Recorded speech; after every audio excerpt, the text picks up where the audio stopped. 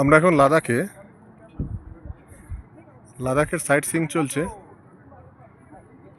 আমরা এসেছি লাদাখ শহরের লোকাল সাইট সিইংয়ের সর্বোচ্চ পয়েন্ট শান্তিস্তূপায়।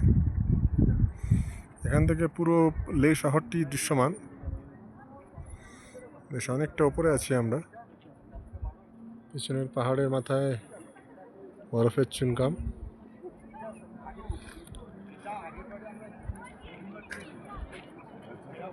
এবং পুরো লে শহর এখান থেকে ছবির মতো দেখতে লাগছে।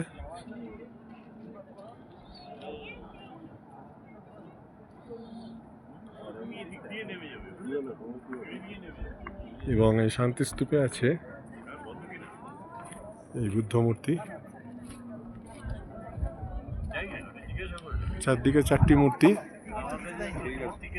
একটি শায়িত, একটি দণ্ডায়মান, বাকি দুটি উপবিষ্ট, দুটি বিভিন্ন আসনে উপবিষ্ট। এই চারটি মূর্তি নিয়ে এই শান্তিস্তূপ কতকটা আমাদের উড়িষ্যার কোনারকের ধবলগিরি ধাঁচে, ঠিক একই টাইপের দেখতে। তবে এখানে চারদিকের পাহাড় থাকায় এই দৃশ্য আরো বেশি মন কাড়ে। দেখুন নিচে দিয়ে গাড়ি যাচ্ছে, কত ছোট লাগছে। কতটা মনে হচ্ছে আমরা ফ্লাইট থেকে যে দৃশ্য দেখি সেরকম।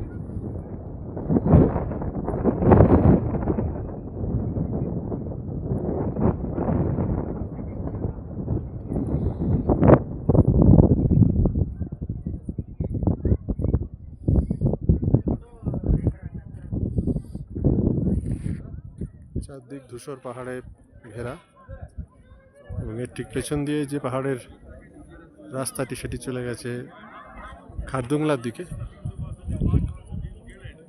যে খারদুংলা আমরা পেরিয়ে এসেছি গতকালই। এই লে শহরের লোকাল সাইট সিইং দিয়ে আমাদের লাদাখ ভ্রমণের পরিসমাপ্তি ঘটবে। আগামীকাল আমরা কার্গিল থাকবো এবং পরের দিন শ্রীনগর পৌঁছে যাব। শ্রীনগরে একদিন অতিরিক্ত বিশ্রাম নিয়ে লোকাল কয়েকটি জায়গা এবং শিকারা রাইড ডাল লেকে করে ফ্লাইট ধরে কলকাতায় প্রত্যাবর্তন রবিবার 14 তারিখ মধ্যরাত্রে। প্রতি বছরের মতো এবছরও লাদাখ ভ্রমণ সম্পন্ন হতে চলেছে। তবে এবারে লাদাখ ভ্রমণের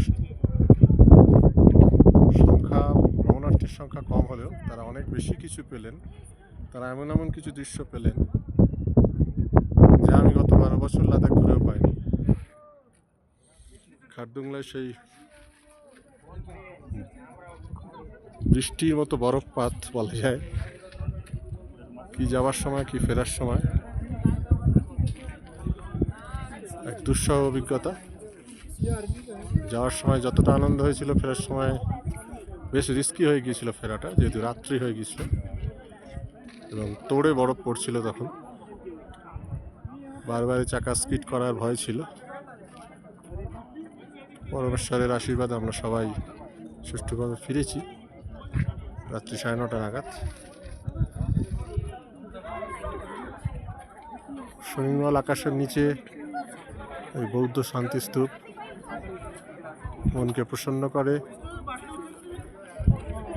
মনে এক শান্তি এনে দেয়। তাই এই শান্তিস্তূপ দর্শন করে আমাদের লাদাখের লোকাল সাইট সিইং আজ আমরা পরিসমাপ্তি ঘটাবো।